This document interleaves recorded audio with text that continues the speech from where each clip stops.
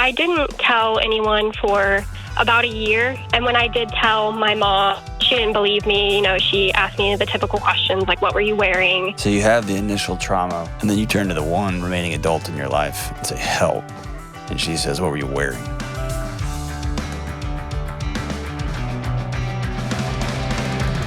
Woo! What's up? This is John with the Dr. John Delony Show. So glad that you're with us. I hope you're well. Hope your family's doing good. Hope you're doing well. And in all the madness and all the chaos and all the inflation and all the frustration and anger and all the stuff, I hope you are finding the light, little glimpses. And some of you are just like, done with this podcast. Too happy for me. Then it's especially for you. Jeez Louise. Okay, so this is pretty rad. I'm old. We all know this.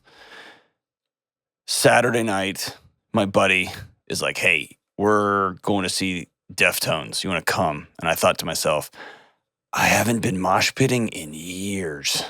And so I went. And I stayed up too late.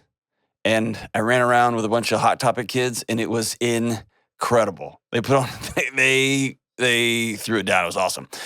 And on the way, my friend's 18-year-old son, he's in college, an 19-year-old son, put in a CD, or not a CD, that's me because I'm 100, scrolled on his iPhone through one of the these newfangled apps, they call them, and went to Spotify and introduced me to a new band.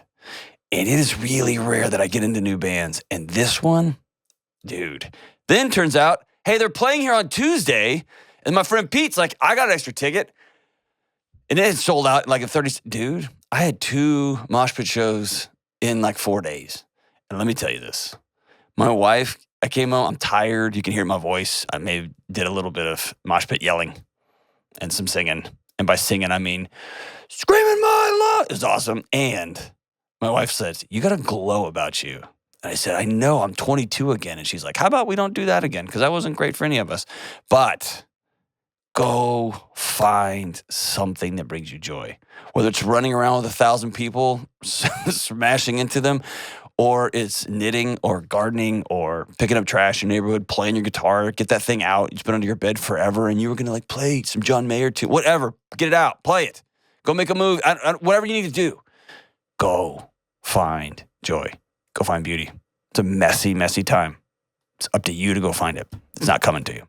All right, let's go to Elizabeth oh, by the way, the band's called Turnstile. I figured, I was like, it's the best ever. You got to check them out. All right, next caller. That wasn't very nice. Turnstile. Listen, and you internet mean people. I don't know anything about this band. I don't listen to their words. I think they're lovely. They may be mean. Everybody relax. All right, let's go to Elizabeth in Columbia, South Carolina. What's up, Elizabeth? How we doing? Hi, Dr. John. It's so great to talk to you. It is super great to talk to you. What's up? All right. So the topic of my question is on gun ownership. And oh, cool. We're just going to come out. We're going to slow roll this one out of the gate. Way to go. All right, let's talk guns. Straight to the point. Let's talk guns. Okay, so gun ownership and how to approach the topic of bringing guns into the house with my roommates. Okay. Need some backstory? Back it up. Okay, so context. So I run a house with 3 other girls. You know, we're great friends. We've known each other for a while, part of the same church community. We're great together. And recently I found out that one of them actually has a history of having guns as like a hobby, like her family's really into it. And when I found out that, I was really excited because I've been wanting to learn about how to shoot for a while now. Okay. And so when we both found out that we were interested, we got really excited. We talked about potentially, buying our own guns in the future and going and her teaching me how to shoot and us going to the range and just having a good time like that. The issue that we've come across is we don't know how to approach that topic with our other 2 roommates, like whether or not we need to even disclose that we're getting guns at all, if we don't even plan on giving them any access to them, or if we need to have like a roommate meeting prior, or I just wanted to get your opinion on that and think about if there's any other factors I'm not taking into consideration. So I got so many questions. This is fantastic. Okay. Trying to think of how to start. So let me frame it this way. And this is me talking to you, but this is me also talking to the audience just to give them some context. Okay. I'm the son of a homicide detective who was born and raised in Texas. And I had one of my therapy professors, my counseling professors, Dr. Marbley says, gave me some wisdom that was so great. She said, she's from Chicago and then she's a professor in Texas. And she said, problem with talking about guns is we talk past each other. Because in Texas, and I'm using Texas in South Carolina and wherever, right? Alabama, whatever you want to say. Regionally, grandmother will have a small gun in her purse. It's just kind of I don't know anybody in my life. I do now, but at the time I didn't know anybody in my life that didn't have a shotgun in her. It's just a way of being.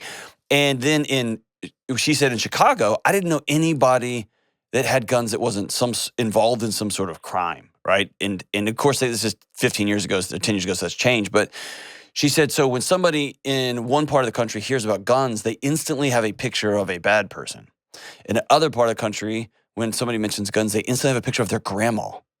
And so we end up with different pictures. We use the same words. We're talking about guns and gun ownership and what should we do, and we talk past each other. And so I've been around guns my whole life. I have a bunch, right? Not a bunch, like I'm not an arsenal guy, but and I've cleaned brains off of a bathroom wall before. And I have hugged mothers, and I have been after shootings, and I've helped be a part of SWAT training exercises. So there is a stark reality to the other side of this thing, okay? And I think both sides of the conversation get lost. I'm so grateful that you're asking this question because I think there's a different way to have this conversation than we've been having. So let me ask you, I got two questions. One's going to fully answer your question. The other one is kind of a diversion here. First question is, there's something about your other two roommates that you know they won't like this or you wouldn't even be asking me this question. So what's your concern with bringing it up? Okay, so with one of the two, I'm like 99% sure she will be fine with it because like she's just a level-headed person in general. She's even disclosed that she has a stun gun that she keeps on her in her room just for like safety reasons. Okay. The other one, she actually has, I know it used to be called Asperger's. I know they don't really use that term anymore right now, but basically high-functioning autism. Okay. And we've had some issues in the past with just her getting like overly emotionally stimulated about certain things like coming on in the house. And we just had some issues with that. So we aren't really sure how she would react to even the thought of there being a gun in the same house where she is. Okay. So I want to, I don't think if somebody chooses for them and their household that they don't want to have a gun in there, that doesn't mean they're not level-headed. I think that's fine. Right. I think that's a super personal choice. I think hysteria on either side of the conversation is where you get into the level-headed conversation. But if someone chooses, like, oh, I'm just not for me. I don't want that in my home. I don't want the risk. The risk statistically is infinitely more likely that you're going to hurt yourself with your own weapon than you're going to actually like pew pew a bad guy. That's just reality. And there's also some data out there that suggests that when people are armed in a community, the crime goes down. Because everybody knows, like, I'm not going to mess around. So it's both and. We need to keep having this conversation. So let me back out one step further. Why do you want one? Do you want to go? I've got some buddies that they don't play golf. They shoot trap. They go to the range. They shoot skeet. They have these fancy shotguns, and that's just what they do. That's just their thing. Or they are distance shooters. They're scope shooters, and they will sit there all day and they dial in these things and they got these cards for elevation and wind and they do all this stuff. And they like to shoot. There's something about the power of it all and the concentration and the focus, all the stuff. It just becomes like a thing, right? Like a hobby. And they like to reload their own bullets and all that. And then there's other friends of mine who are former military, they're police officers, or people that just have guns, they're around guns, they know how to use them, and they are more bent towards personal defense, and if something goes down, I want to make sure we're good. And then I've got my other friends that watch way, way, way too much John Wick.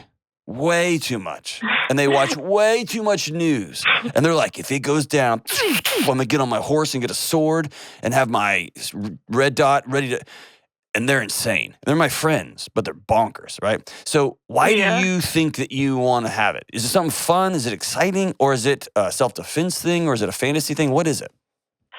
Mainly, I'm interested in like the sport of it. Like the first example you gave, just like going to the range, Okay. practicing, you shooting, that focus and concentration. I've always been interested in that. Not so much like self-defense or just like crazy John Wick fantasies. I'm not really into that.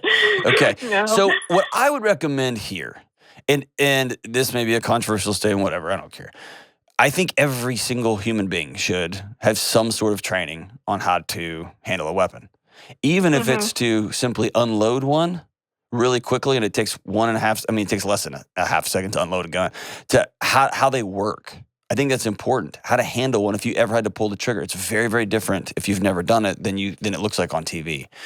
And I actually think that's wise. I think that's good. I think there's some steps between going to buy a really expensive fancy gun, and all guns are expensive these days, versus, hey, we're going to start going to the range, and you can rent a range gun when you're there, and they'll teach you how to work it, or you can take classes where they'll let you use weapons when you're there. I think there's some steps in between. The bigger question is, let's take guns off. And these are like when I get questions about, transgender issues or abortion issues or gun. I want to take the issue off the table for a second and just come back to, you have a value or a belief or a desire or a need, one of those four things, and you are feeling uncomfortable living in your own home. So the conversation is less about guns right now, and it's more about, as you described it, I've got a roommate who gets overly emotional about certain things, and I'm increasingly uncomfortable because I can't even bring up this. I can't even broach a conversation. And when I find myself in my home and I can't even have a conversation about it, then what I have? I've got secrets, and secrets turn to resentment, and you hear me say that all the time, resentment turns to ash, and then the whole thing becomes a mess. And then it's not about guns at all. Gun become the proxy war for, I don't like you, I don't want to live with you, because I can't, quote unquote, be myself. I can't tell the truth in my own house. Am I onto something there? Yeah. There's probably something else besides guns that you don't want to talk to her about. What is it? Just pick one. There's probably several. I mean, it's living with someone who has like that high functioning autism. It's taught me a lot about how to put the needs of others above my own. I'm really grateful for that, because it's taught me how to be a lot more humble person. Yeah. Like there are certain arrangements in the house there are certain arrangements in the house we have to make. Like we have to park our cars in a certain place in the drive-through because she has a certain preference for where her car gets parked, and the kitchen has to be arranged a certain way. And I have no problem with that. It's just, it's gotten a bit much at certain times that I've had to go through that with her. So what I don't want, a couple of things.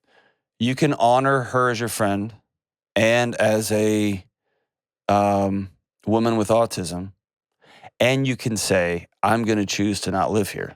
All of that can be true at the same time. Okay. And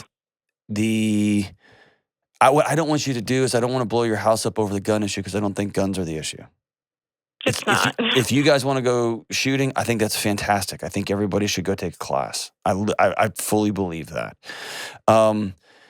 And I'm also a safety zealot when it comes to guns in my own house. I'm a lunatic about the safety of it, right? So I think it's all both and. I think the real challenge here is you've got a roommate that y'all are starting to get tense with, and I don't want the quote-unquote gun issue to be the thing that breaks you up. I'd rather, here's my needs now. My needs are, when I get home from work, the thought of, oh God, I parked the car in the wrong direction, in the wrong space. I want to choose to not live like that. And so guys, in 4 or 5 months, I'm going to start slowly looking for just a new place for me, and for me and roommate X. And that'll be great for us. It's gonna be great for y'all. We're still friends, all that. I'm gonna start leaning that way. And this is a conversation to have. And rents are crazy expensive, so you may have to find other roommates. That's fine. Or you can sit down with your autistic roommate and say, hey, these are really important things to you. These are really important things to me, and we have to come to some sort of consensus because we're living together. And what I'll tell you is, I've worked with innumerable high-functioning autistic folks that hear that and get that. And I've seen some extraordinary steps people have taken to say, okay, I don't understand what you're feeling.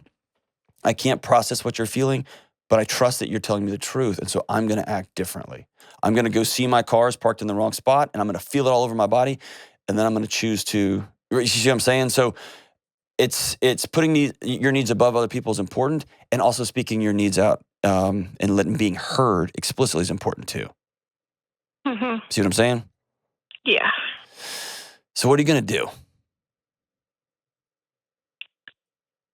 I might talk this over with the other roommate who's interested, and we can see about whether or not we need to arrange a meeting with the other two and just see what their thoughts are. I have been in some rooms with folks with autism that when they felt ganged up on, the alarms got real, real loud. Is there a way you could go have coffee with your roommate? Yeah. Mm-hmm. And say, how are you feeling? Just want you one-on-one. Yeah, that would be better. Is that similar to your situation, that when everybody kind of starts saying, that all of a sudden, man, then your autistic roommate gets real defensive? Oh, yeah, definitely. Yeah, I think a more humane approach might be just one-on-one. Tell me what you're thinking about. Tell me how you've seen our relationship over the last, the beauty of not all, but some highly functioning autistic folks is they're incredibly logical and analytical. It's wonderful because we can really, like, you have your needs and I have mine, and they are starting to butt up against each other. Are there places where we can compromise together? I think that's a incredible next step. And if you think of it this way, you'll be giving your roommate a gift too. You'll be giving yourself a huge gift, which is finally letting your needs be spoken before there's a fight. Because when you have a fight, they're going to explode, and it's going to be like, you stupid liberal and you dumb conservative. Now we're not even fighting about that. The sadness is I have to hide in my own house, and you don't want to do that anymore, and that's totally respectable. And yes, go to the range. Go take a class. I think that'd be important. I think that'd be a lot of fun. And make sure you get a good coach, and make sure y'all are really safe. And don't watch too much John Wick. It's just, if you have a sword and a horse, for sure, you need to take out some guys on motorcycles. Other than that, let's just back off the John Wick. We'll be right back. Y'all know there are lots of things that make me nuts, but one thing makes me more nuts than anything else: buying a home. And my friends who refinance their homes, they tell me it makes them nuts too. I love living in a new home, but I gotta be honest, I'm no good at buying one. And that's why I'm so thankful for people like my friends at Churchill Mortgage. Churchill is a Ramsey trusted provider who we've been sending people to for over 20 years to help with home mortgages. Why? Because they're committed to doing what's right for you. And that means walking you through paperwork that's way over your head. That means making sure you get the right mortgage that you can pay off as soon as possible, and they don't try to upsell you a bunch of nonsense that's gonna hurt you down the road. And most importantly, when you're making this big life change, you can actually breathe, because you got an expert and a team who have your back. Listen, if you're about to buy a home and make a big change, save yourself the headache and call Churchill Mortgage today at 888-LOAN-200. Trust me, that's 888-LOAN-200. This is a paid advertisement. NMLS ID 1591. NMLSConsumerAccess.org. Equal housing lender. 1749 Mallory Lane, Suite 100. Brentwood, Tennessee 37027. Programs are for select loan types only and are not available in all states or locations. All right, we are back. Hey, James. Hold on. I'm getting my cellular device out here. So last night, I told y'all in the intro, we went to see these new kids that were just incredible. It was a hardcore show. It was fantastic. Turnstile is the name of the band. And the show sold out like in 8 seconds, like a year ago. And then there was a couple tickets, as always happens, that floated up. And last night, it was late. It was like 8:30 or 8. I texted James. I was like, dude, we got one more. Come. And James responded with, sounds epic, but I can't. And I said, and this is all I'm reading this, I said, come on. And he says, there's a, all caps, really good rerun of Gilmore Girls on tonight. And that's all he wrote. I was hoping the sarcasm came through. It did not. Here was awesome. I didn't know. And I thought, that's a good friend. Actually, I had it on my calendar for months, that show, and then I deleted it this week because I knew I wouldn't be able to go, so I was pretty sad. And I was hiding my sadness with sarcasm, as you sometimes do. I do that on a regular basis. And can I also tell you, you made a terrible choice. There's a few moments you're like, all right, I'm going to hop in an Uber and just be across town. It was that good. It was that good. And there were fenders everywhere. Not that band, the openers. There were fenders everywhere. It was enough for your little fendery heart. So good. All right, let's go to Savannah in Dallas. What's up, Savannah? Hi, how are you? We're rocking and rolling. How's it going? Good. Good, thank you. How's Dallas? Is it 1,000 degrees already? Yes, summers are humid and hot, Yes. Oh, well, welcome to it. So how we doing? How can I help? Good. I just have a question. I wanted to know how and when do I tell my 14-year-old little sister that about 13 years ago, her dad sexually assaulted me? Oh, jeez, man. Do you feel comfortable sharing the story? Yeah. About what happened? Mm-hmm. Yes. I was about 8 years old. We were sitting on the couch, my entire family, my stepdad, me, my little sister. She was a newborn at this time, and my mom, and we were all sleeping except for him. And I woke up to That's good. That's him. good. That's good. That's good. That's Mhm. good. Yeah. I woke up. And gosh. that's it. I'm so sorry, Thank you. man. Whew. I'm sorry. That makes I have to take a breath. I'm taking a breath. You're the strong one here. I'm taking a breath. I have a instant response that I have to exhale through sometimes on those. Thank you for sharing that. So where's that dude now? Living his life, not too far away from me. He and my sister, they still have a supervised relationship. He's, from what I can tell, a good dad to her. Buys her any and everything that she wants, It's not a good dad, but such it is. Did your parents? Did you tell? Walk me through post. What happens afterwards? I didn't tell anyone for about a year, and after it happened, and when I did tell my mom, she didn't believe me. She asked me the typical questions like, "What were you wearing?" I was in like night pants, so she told me that he wouldn't have done that if I was wearing pants, and he wouldn't have done that with my mom sitting on the couch sleeping right next to us. And she asked him, and he said he would never do anything. And so it wasn't until many years later I couldn't stand being in the same house as him anymore, and I kind of forced my mom's hand, and she got us out. Man. So you have the initial trauma, which is wrong. It's evil. Scorched earth. And then you turn to the one remaining adult in your life and say, help. And she says, what were you wearing? Mm-hmm.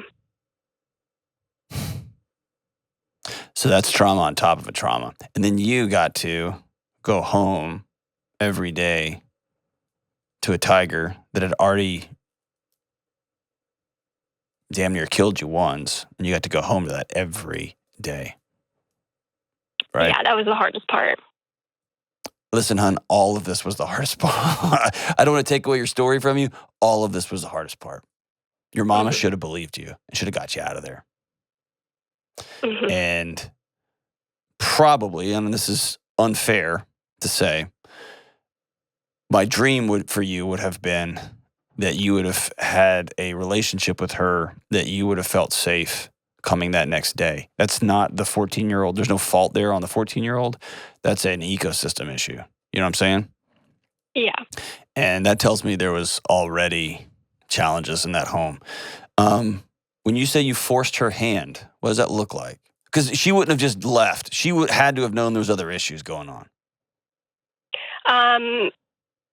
I called her one day and I just told her I couldn't take it anymore. And if she didn't do something for me, I would call the police personally. And so she came home from work, and that's when we packed our stuff and left. And But that means she I'll just had to tell have known her. he's abusive and other stuff was going on. If she really didn't believe you, she wouldn't have left.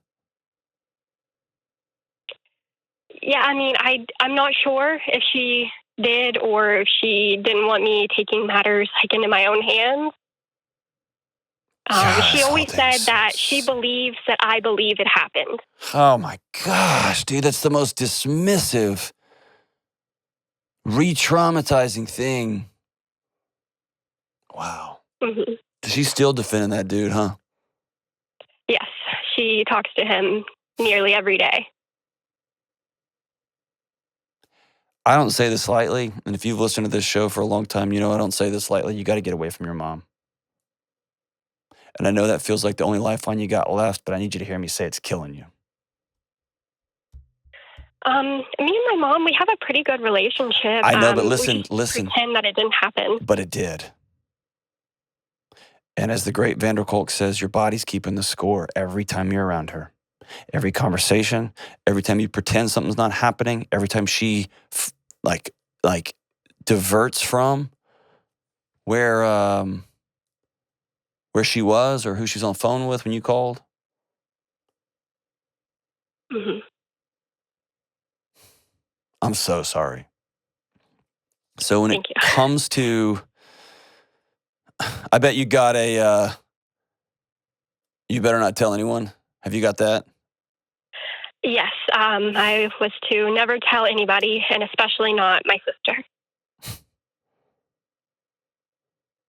Man. And so, hey, so you've heard me say, like, here's what I know. Your mother knows. Something's off. Something doesn't right here. And the you better never tell anybody is almost always a cornerstone of I know and I can't do life outside of this context. And it wouldn't surprise me if your mom's got a story too. I got some challenges too. Wow, gosh, what a mess. So here's the deal. I will not hold secrets for people. I won't. Hmm. If somebody I'll hold confidentiality. If a friend of mine calls and says, hey, my marriage is falling apart, I need some help, I will never tell that stuff. I'll go to the grave with those conversations. If someone's like, hey, I got a secret, I'm not holding that for you. It's not my job. Or especially if someone says, hey, this evil was done to you, you better not tell anybody. Nope. It's not how I work. It's not how I work. I'm not going to do that because I know the secret kills me. Hmm. It saves the perpetrator and it kills me. The secrets wreak havoc on you physiologically, heart attacks, cancer, stroke. It kills you. Okay. So I'm not into the business of keeping mom's precious little secrets. And we'll get to sister. So why now? What about right now makes you want to go tell her? Well, I just had my first baby. I have a 7-month-old daughter, and now that I have her, things are much more real. Yes. Now that I'm a mom myself, I just couldn't imagine being my own mom. Right. And so this stops with you, right? Exactly. You're going to believe your daughter, right? Yes. Good for you. That's you staring down a forest fire of trauma. Good for you.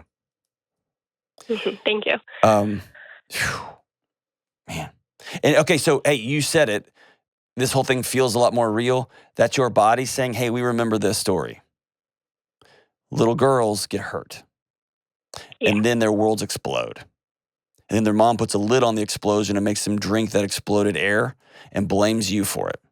Your body remembers this story. And so every time you hold that baby little girl, or especially every time mom holds that little baby girl, or that little baby girl is in the presence of somebody else just sitting on a couch, your body will sound the alarms. Loud, right? And they feel like anxiety and they feel like your stomach drops out from underneath you and you want to withdraw or you want to just go claw somebody's eyes out for seemingly no reason. That's your body saying, hey, we've done this before, and this time we were bigger and we got muscles this time, right? Right. Tell me why you want to tell your 14-year-old sister. Well, I wasn't sure if I was going to ever tell her. And my partner is the one who has been really pushing me to work through this and find what's right and how to do the right thing, especially for my sister. My only problem is she has very severe anxiety. She's been medicated for it for many years now, and she's only 14. So I'm just scared that this will send her off the deep end. I don't know. Yeah.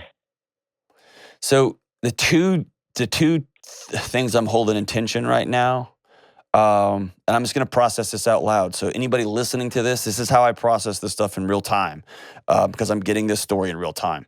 I knew a little bit about what this call was about, not this level. So if you want to tell her just to tell her, don't. Or if you think you can tell her to finally get back at, don't. Mm-hmm. You won't get the cathartic moment that you think you're going to get. Mm-hmm. Okay? And I know that's hard to hear. The cathartic moment is the police. And I want to be super honest with you. It's 13 years ago.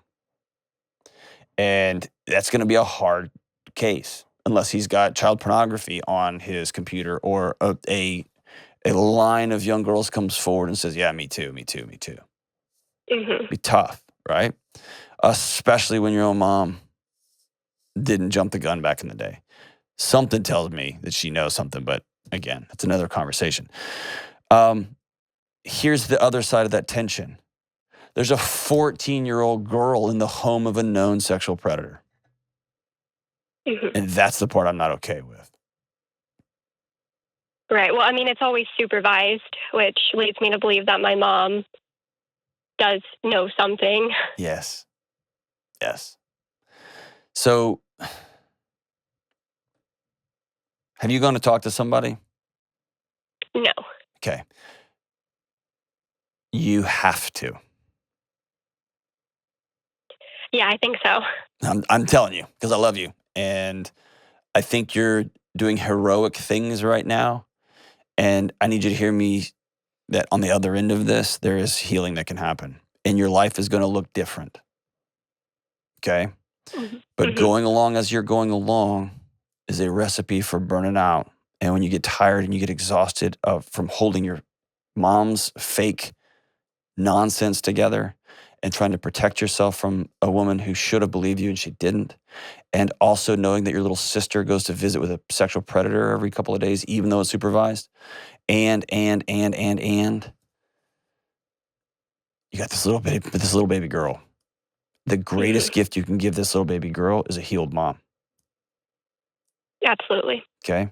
So you need to tell the story.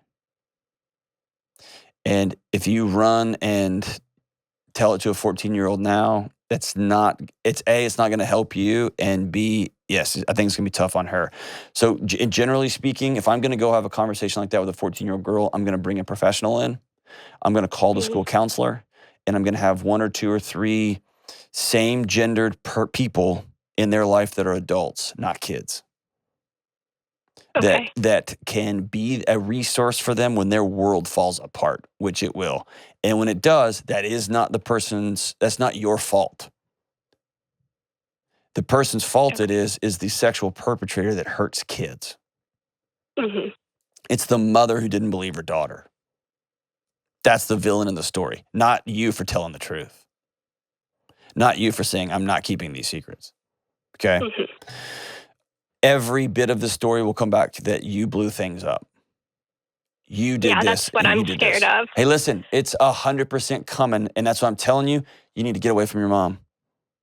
You think you've made peace. So here's the deal. We talk about fight or flight. You've heard that before? Yes. Okay. And there's fight, flight, and freeze. There's one more that we don't talk about very often. You know what it's called? Fawn, F-A-W-N. It's when you nuzzle up next to the person. And sometimes this is, you can sexually nuzzle up to somebody. I can placate them, or which is a common trauma response. Somebody abuses you, and so what do? You get closer because it's safer when I'm in here closer. Or you nuzzle up relationally.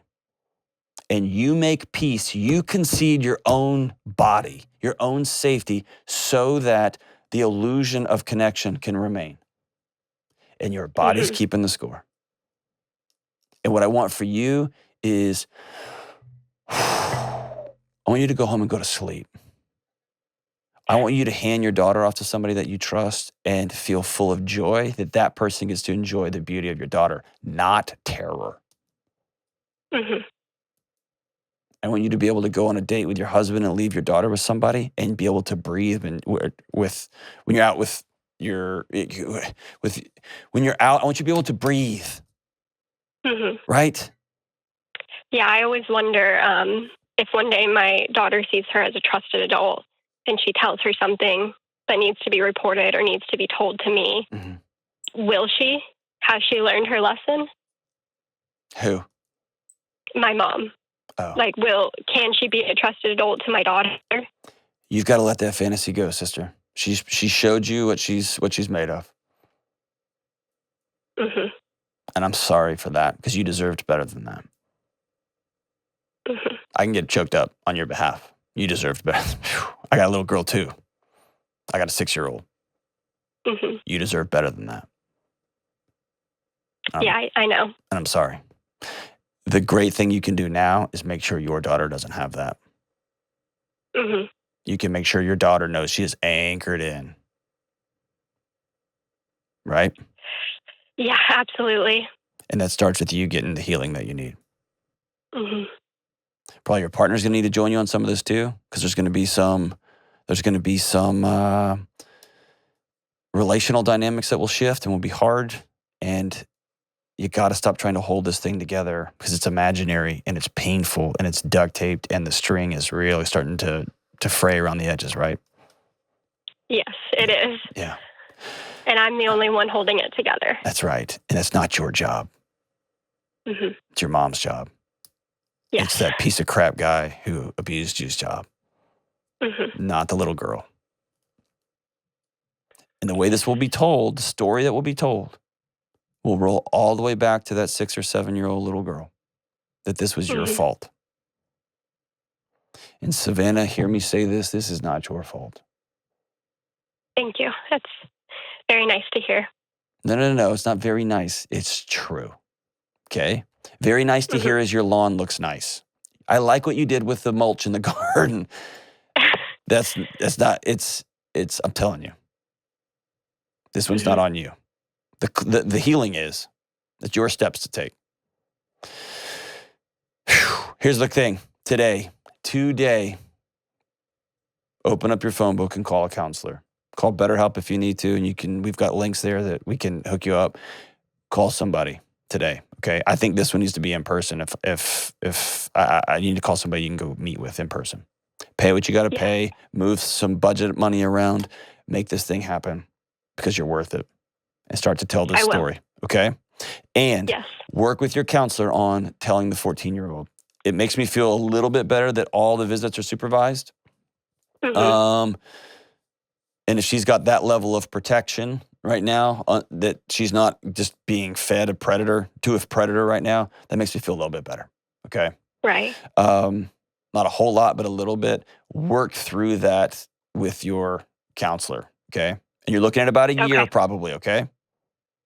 It's not quick. Oh, goodness. Yes, you're looking at about a year, okay? You're going to have to learn how to do life differently, because you have been ready to fight or run for your whole life. You don't even know what peace feels like, sister. It's a common theme in pretty much every uncomfortable scenario in my life. Is I revert back to feeling that same feeling of kind of just run and hide. Yes. Because the one person that was supposed to have your back didn't. And then you went to the other, for sure, one person that's going to have your back, and she didn't. And that little 6-year-old girl knew at that moment, you are on your own. You can't sleep deeply. You can't get super connected relationally. You are on your own. You're tending to the fire and making clothes and making sure that we don't get attacked. And nobody can handle that. No physical body, B-O-D-Y, can handle that. And so when I say, I'm sorry you've been carrying this so much, I'm sorry you've been carrying this so much. This is professional help level stuff. And it's going to be a process. You're going to have to relearn how to live. And you're going to have to change the oil while the car's still driving, right? Because you got a little one, right? And you're worth every single step of the way. Thank you so much for being brave. Call us back on the way. I'm walking with you through this whole thing. Call me anytime. We'll be right back. Have you ever thought about how a lot of us would drop anything to help somebody else, but we often don't give ourselves the same level of care? We spend time, energy, money on everyone else. But when it comes to making time for vacation, for exercise, for talking with a mentor, for sleep, even going to therapy, we don't do it. And we don't even realize it. We don't even think about it. You are worth it. This month, BetterHelp Online Therapy wants to remind you that you are important, that you are worth being well, and therapy is a super important way you can show up for yourself. BetterHelp is online therapy that offers video, phone, even live chat sessions with your therapist. You don't even have to see anyone on a camera if you don't want to. It's more affordable than in-person therapy, and you can be matched with a therapist in under 48 hours. Today, Dr. John Delony Show listeners get 10% off their first month. So decide to invest in yourself.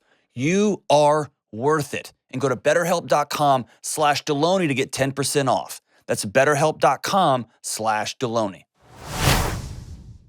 All right, we are back. Let's go to Shantae in Philadelphia. What's up, Shantae? How we doing?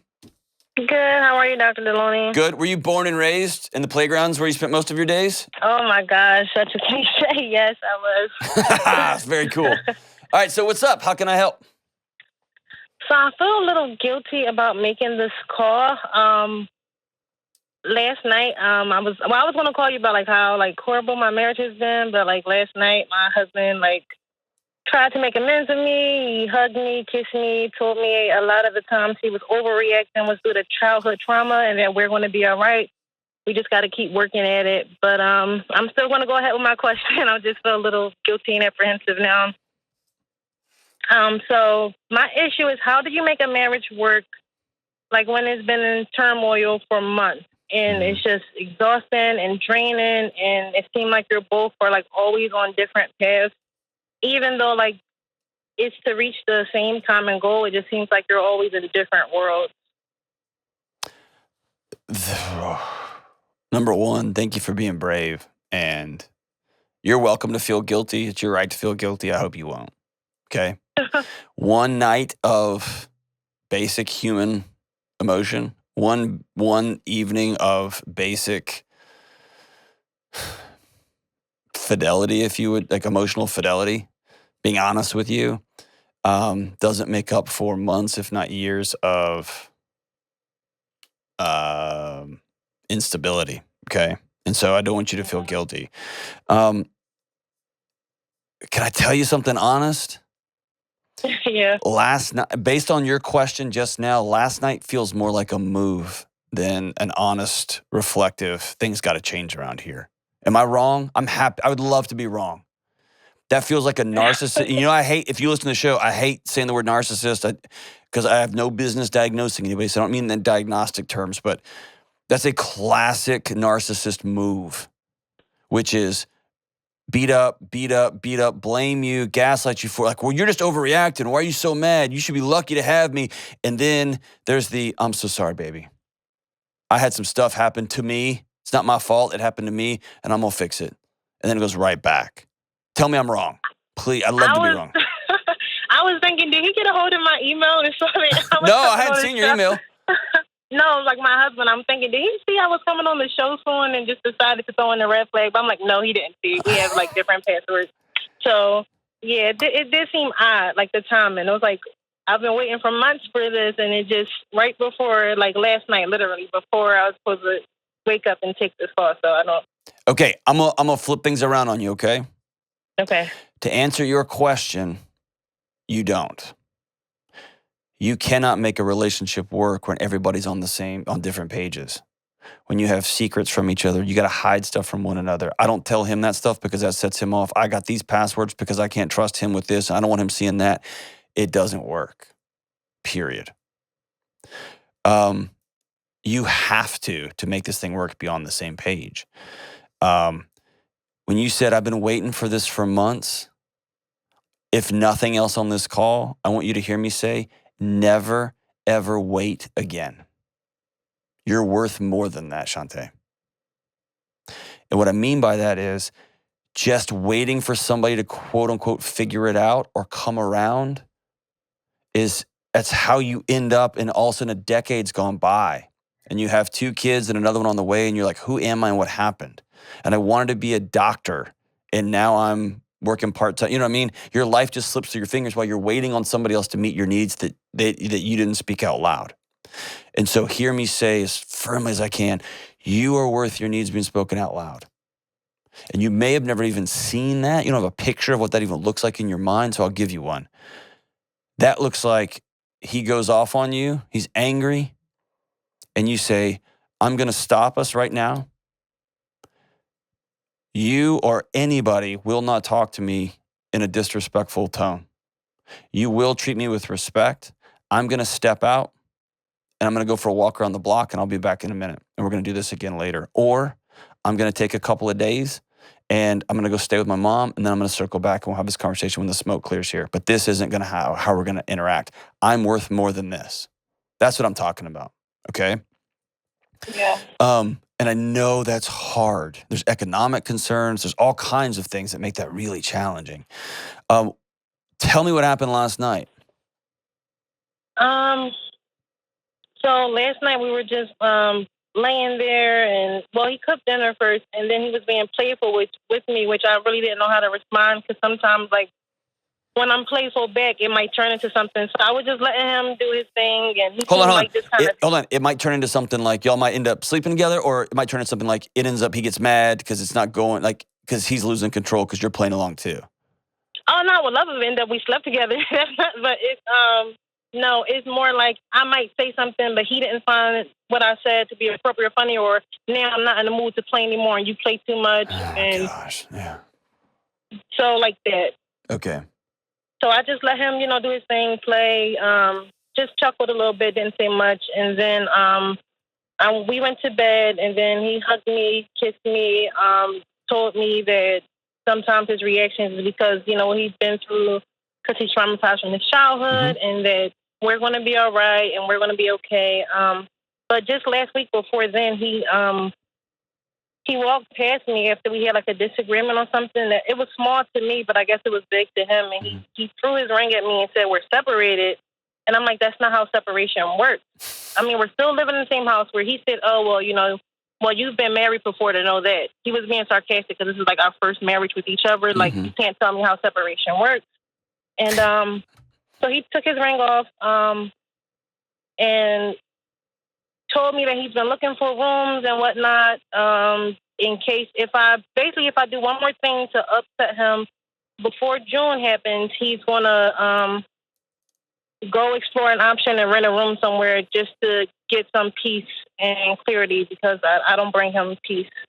And then so it's been like real rocky, but then last night it just seemed to be real calm, and him finally throwing like a loop or a ring towards me when it just seemed like we were going on a completely like opposite ends. So can I ask you, and I'm not asking this in a disparaging way, are you hard to live with? Maybe. No, Shantae, tell me the truth. Are you hard to live with? I don't think so, but being with him, I started to question, am I?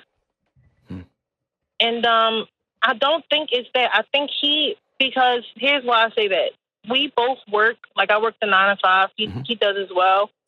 And it's sometimes like, he might not say it, but he'll expect me to do the traditional full-on like house duties while I'm still working. So sometimes I'll say, hey, well, can you help out? Or if I clean up, can you just be like more aware not to just leave your stuff around? Because when I leave out for work and the house is clean, I would like to come into a clean house first every single day, having to like deep clean the house, because he's kind of like messy, so to speak. He's not nasty. He's kind of messy. And his thing is be like, you're the woman, you pick it up. Like, basically, I'm nagging him. He doesn't want me to control him.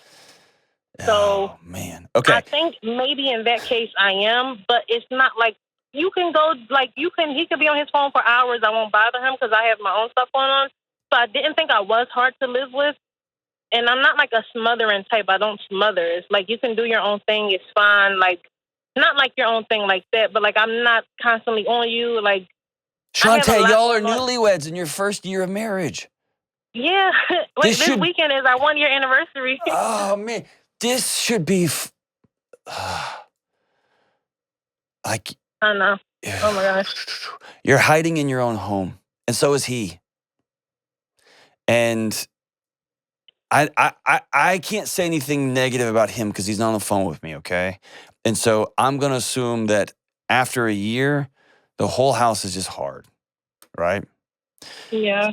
And I'm gonna choose to say, you know what?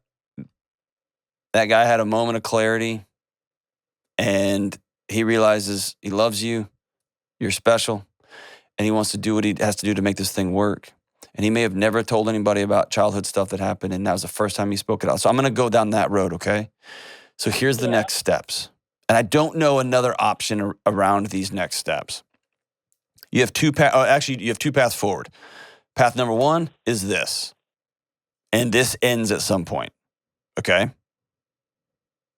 Yeah. Path number two is this. You tell him our 1 year anniversary is coming up.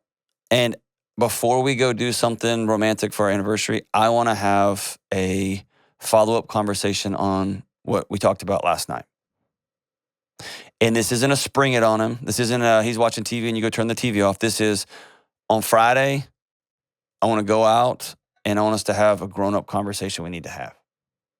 And here's what all that conversation is this. You said we're going to be okay. You said you've got some childhood struggles that you're working through. You said you're sorry that. And if you have things to apologize for, Shantae, which you probably do, say them. Say them out loud. Yeah. Okay? And say, being okay moving forward looks like this for me. What does it look like for you? And you're going to have to, if I'm you, I'm writing this stuff down. It looks like I need help around the house. We're both working. I know there's some traditional gender roles. I need some help here. I can't work a full-time job and then come home and work a full-time job. I need some help. Number two, don't ever throw your ring at me again. I need us to always know that no matter how sideways things get, our marriage is okay, that we're committed together. And if you tell me you're going to look for rooms, before you start looking for rooms, at least honor me enough to say, hey, here's what I'm struggling with in the house. And not wait till the door's shut. You know what I mean? And so whatever those needs are for you, I need you to be more playful and sexual with me. I miss you. I want you to be really explicit about your needs. And this is a low reactivity. I'm not going to fight. I'm not going to argue. I need you to listen to all the things I'm going to say, and then you listen, and then I'll listen to all the things you're going to say. We're not going to lob grenades at each other. But we've got to make a plan for moving forward. And then here's the hard thing. Us being okay means you're going to have to go talk to a counselor about your childhood trauma. That's what you got to do.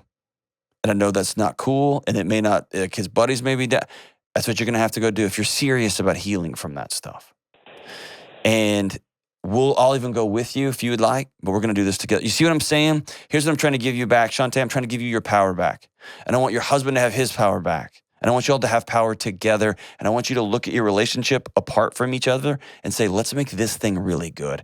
How can I help meet your needs? And here's my needs. How can you help? How can I help you meet my needs? See what I'm saying? But that's the thing. I suggested counseling, like together and individually, a few weeks ago, and then he said that he'll get there to the counselor and say all the right things. So when he leaves, that he's not changing. He's going to do his own thing because he's stubborn and no one's telling him how to live his life.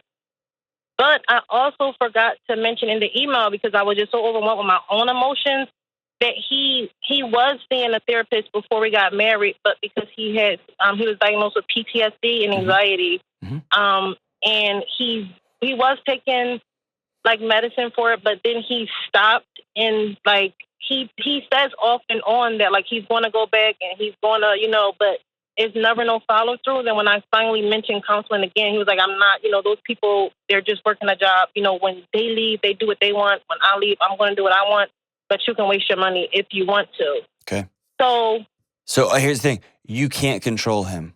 He's a grown man. The only person you can control, and this is hard, is you. And right now, you need somebody in your corner on a regular basis. I don't think good therapy is a waste of money. In fact, I think it is a lifeline for many, many of us, millions and millions of us. And I do hear that a lot, and I get that someone's just doing a job, they're just pushing paper and just pushing a broom. yeah, I don't know therapists like that. The therapists I know deeply care about people, and they want them to have peace in their life and laughter and joy in their life and good sex lives with their spouse. They want these things for them. And so this idea that they're just like getting a job and clocking out, it's not true. I'm sure there are therapists out there. I just don't know them. Most therapists, even the ones I disagree with how they're doing it, they really want what's best for their clients. So it's not about, I'm going to tell you what to do. It's, hey, if you're coming to me and say, it's like going to the gym, right? The trainer's like, what are your goals? Well, I want to get huge. All right, well, here's the workout plan for getting huge. I ain't doing that. Okay. Like, it doesn't affect my workout. If that's your choice you make, cool. You know what I mean? So it's less about, I'm telling you what to do as a counselor, and it's more, hey, you just explain this out. Here's the path towards changing your family tree. Here's the path towards sleep. And my heart breaks for him because it sounds like he had a rough go of it as a kid. Is that true? yeah, he did. He opened up to some things prior to us getting married and during marriage. Yeah, it's a lot. Yeah. And so here's the deal. I'm going to send you a copy. He may not read it. You can read it and you can leave it laying around. I'm going to send you a copy of my new book, Own Your Past, Change Your Future. Okay. The whole premise of that book is we have to look in the mirror and say, this stuff happened to us. It happened. Okay. Full stop. I got abused. Someone treated me wrong because of the color of my skin. Somebody hurt me. Somebody beat me up. So these things happened to me. And there's a period at the end of those sentences. Some of them, I'm still in an abusive relationship. I'm still being treated differently because I'm a woman in a workplace, right? Whatever the thing is. I have to look in the mirror and own those stories.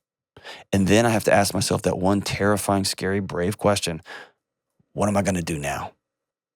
Am I going to continue this cycle? Or am I going to take 1 or 2 years of my life and it's going to be hard and brutal and challenging and I'm going to change everything? Right? Yeah. And he has to do that work. You can't do it for him. I'll tell you this. He's lucky to have you. Okay? Why'd you marry him? Why'd you marry him? I always tell him that he's brilliant. Like, he's caring. He's, like, his heart, like, once he gets an idea and you just see him go, like, he gives it his all. He's protective and he's caring, like, over, like, who he loves. Overall, he does have a good heart. It's just, I just haven't been saying it lately, but, and he's funny, he's nice, he's kind, he has goals and dreams for his stuff, and not selfishly, like, oh, I just want this. Like, he cares about the children. He wants more, and he's ambitious. And just him, like, you'll never meet like a him, like, wherever you are, like, you'll never meet him. In him, like, he's one of a kind. Sounds like you love that guy.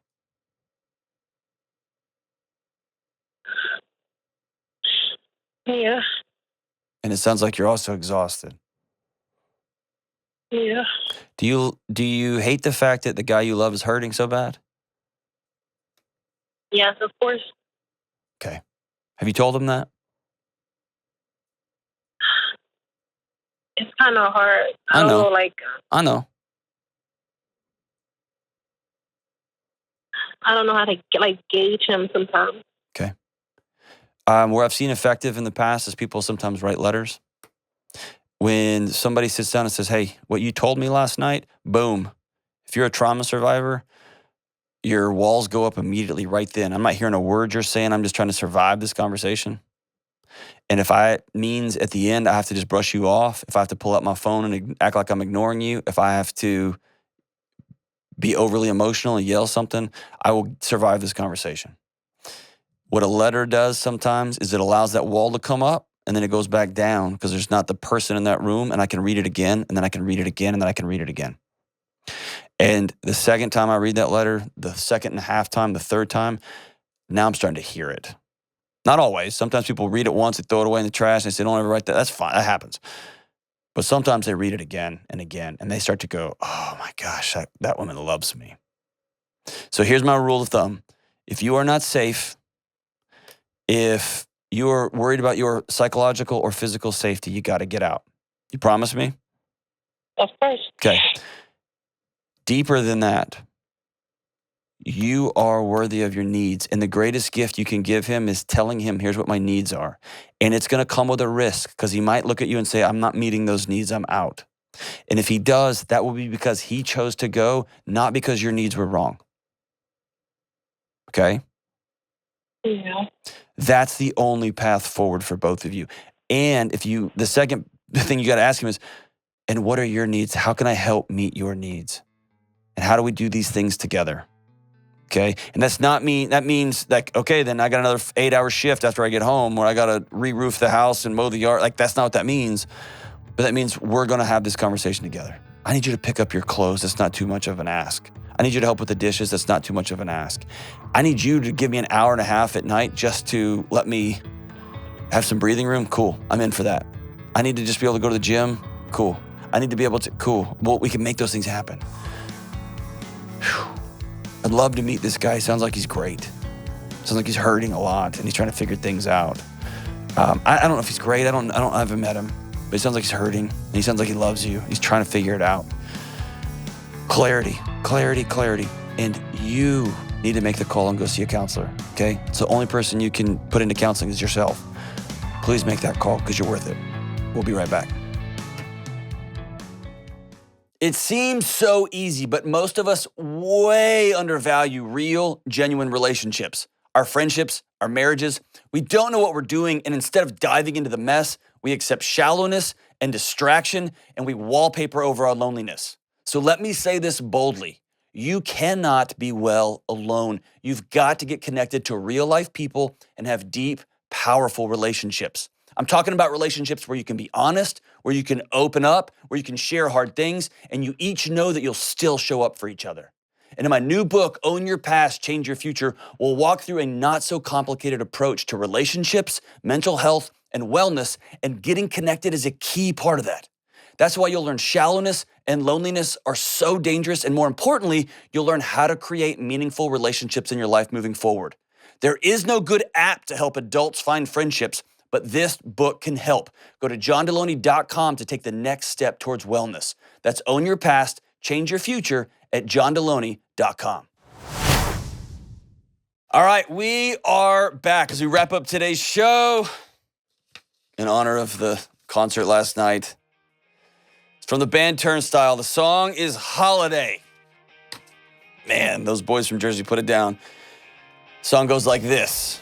Now it's a holiday. Make a little room. I want to free up from the vine. I want to celebrate close enough to feel, and now it's time to disappear. I want to celebrate so I can never feel the cold. I can never feel the cold. Now it's a holiday. Too bright to live, too bright to die. I want to celebrate. Beauty is built not from the outside, and I imagine it so I can never feel the cold. I can sail with no direction. I can sail with no direction like it's a holiday. We'll see you soon. Coming up on the next episode. I'm just trying to figure out what is fears versus what are red flags when it comes to in our relationships. A red flag for me is something that violates one of my core values. Why did y'all get separated? Mainly because of his drinking. And I know that you know what I'm about to say, okay? Mm-hmm. You're trying to keep a fantasy alive, and you have to let it go. And you left, but only part way. And if you're gonna be gone after 3 years, you gotta go. Your kids are bearing the brunt of this.